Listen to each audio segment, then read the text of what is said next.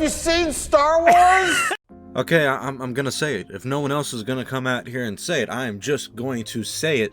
We may be living in the best era, in the best time to be a Star Wars fan, and I'm not trying to exaggerate. I may say this again in 10 years, but to be honest, up to this point, I can't think of a better time to be a Star Wars fan. Yesterday, Disney dropped a bombshell of news and upcoming projects set in the Star Wars universe. They announced 10 projects, and some that we already knew about, but they had some major updates. So let's go through each one and talk about my thoughts on all the major ones. There are a few that we may miss, just like the smaller ones. But the first big announcement is the upcoming Star Wars movie, which I actually felt like this was kind of almost brushed aside with some of the Star Wars shows and series that we're talking about. But this one is not going to be directed by Taika Waititi. This is not the Taika Waititi Star Wars film, like I and many others have speculated. The 2023 Star Wars film is going to be Star Wars Rogue Squadron, a movie being directed by Patty Jenkins, who directed the Wonder Woman films. And this is what shocked me the most in terms of news, because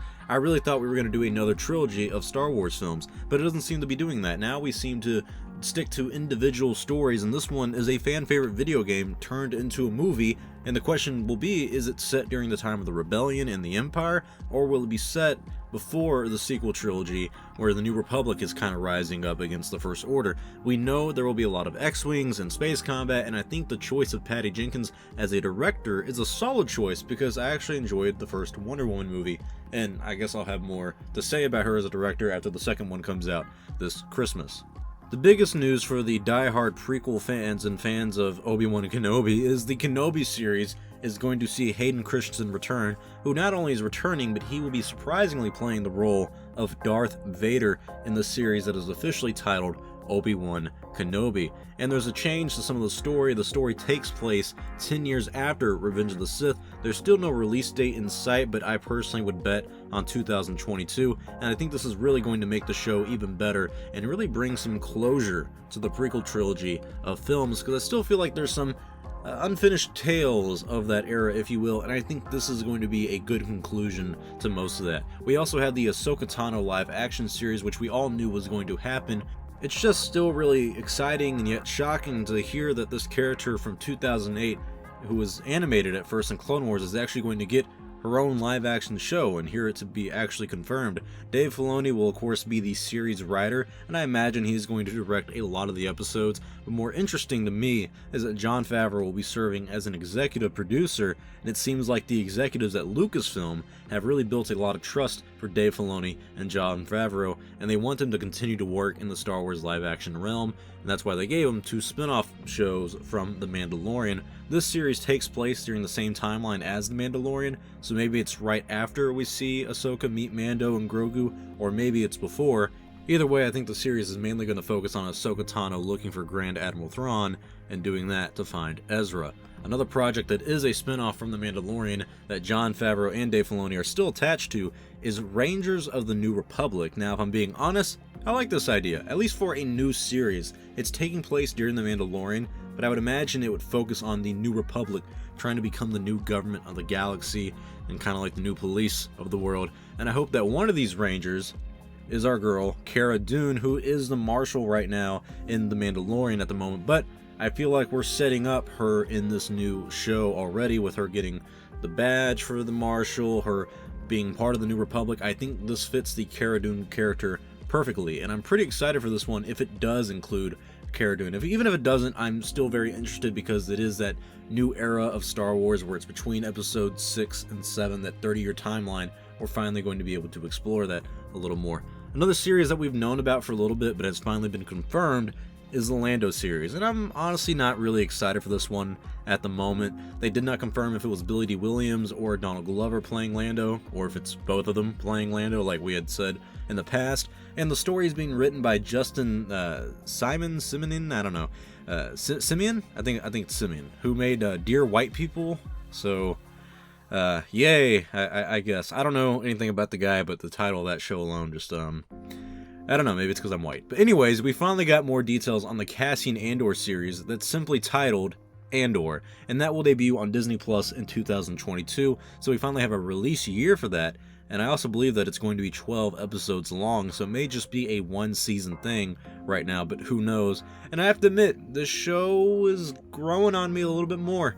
When they announced it, I was very against it, and just as time has gone on, I've not really built up a lot of excitement for this, but now knowing that it's in 2022, 12 episodes long, I'm kind of building a little bit more of an interest into the series, but we'll see when it happens. Now, honestly, I have to say, this next one is what excited me the most. I have always been skeptical of the Leslie Headland Star Wars series, mostly because it was rumored to be female-centric, and I don't see her as someone with a lot of show-running credentials. And that kind of worried me for a little bit, because it was like, okay, are we doing a female series simply because they're female, or are we doing a female series because that is what the story calls for? And like I said, her credentials in the filmmaking and in the television making realm, at least when it comes to show running, is not very noteworthy. But the Leslie Headland Star Wars series is titled The Acolyte, and it takes place during the final days of the High Republic. It's a mystery thriller that will take the audience into a galaxy of shadowy secrets and emerging dark side powers. Now, I really hope, and I mean, I'm praying that this means we are focusing on the Sith during this era, and the title The Acolyte is meaning that there is a new Sith acolyte who is learning the ways of the dark side. This is literally what I have been asking for over the past few years from Lucasfilm. I've wanted to see a live action story, or just a story in general, focusing on new Sith that we've never seen before. I don't want to learn about Darth Sidious, Darth Maul, Count Dooku, Darth Vader. I don't want to learn anything more about those people. I want to learn a little bit more about the dark side. I want to learn more about the dark side from different characters who are Sith and their perspective of the dark side. And this seems to be what they're doing here. I like this idea. I pray that this show delivers, because it's not only exploring the dark side, it's exploring a new era in the Star Wars universe that we will finally see come into live action. And you remember when they said that they were not doing any High Republic shows, animated, live action, nothing, when they announced this like a year or two ago? Well, look how that's going now. And hey, that's completely fine by me. This just really is a lot to take right now, because it's like we haven't even seen the High Republic era start with its new books or comic books, and we're already getting a live action show. I really hope this comes out in the year 2023, because they're already giving us a title and everything, but just because it'll be right before the new films release. And also, I think we're going to have 2 or 3 waves of High Republic content come out by that point. So this is very promising. I'm a little sketch on Leslie Headland as a showrunner, but the name and the premise alone of this show really excites me. And like I said, this is the one that really has gotten me the most excited out of all the announcements. There are a few other small announcements for shows, like Star Wars Visions, there's one about Droid Tales, there's the Bad Batch trailer, but I really wanted to focus on these big announcements that we just talked about. Lucasfilm also did reveal the Taika Waititi Star Wars movie. It's still in development, so I'd imagine that means his Star Wars film is the 2025 one, and that means the next 3 Star Wars films may not actually be a trilogy at all. They may just be one-off stories, which is kind of a nice change of pace, but I still wonder, like many others, if we will ever hear about that Rian Johnson trilogy. That oh so forbidden Rian Johnson trilogy that's been in the works for like 3, maybe 4 years now. But who really knows what is going to happen with that? I just think they just need to drop the bucket on it. It's either happening or it's not, and yesterday would have been the perfect day to reveal that. But then again, if they don't want to do it until 2027, that may make sense. Oh my god, 2027. That will literally be 10 years after The Last Jedi. So maybe that's the goal, but honestly, who knows? This was a big reveal from Lucasfilm. It's not like we're getting one show every year. These projects are coming out over the next few years, likely meaning that starting in 2021, we will be getting non-stop Star Wars content year-round. They also confirmed that The Mandalorian Season 3 is coming out for holiday 2021. So we will be getting the Bad Batch series in spring of 2021. They didn't confirm that. That's just what I'm kind of banking on. And they also say The Mandalorian Season 3 is closing out the year. They did not confirm the Boba Fett series, which is kind of surprising, but that's reportedly filming as we speak. So maybe they want a bigger surprise reveal for that one. Maybe they don't even show a trailer for the Boba Fett series. Imagine you just wake up one day and it's on Disney Plus. That would be kind of shocking. That's good marketing. But Lucasfilm has spent a lot of time trying to put Star Wars back into the spotlight, and I think they finally have. This feels like 2015 again, when we were all looking forward to the beginning of a new trilogy.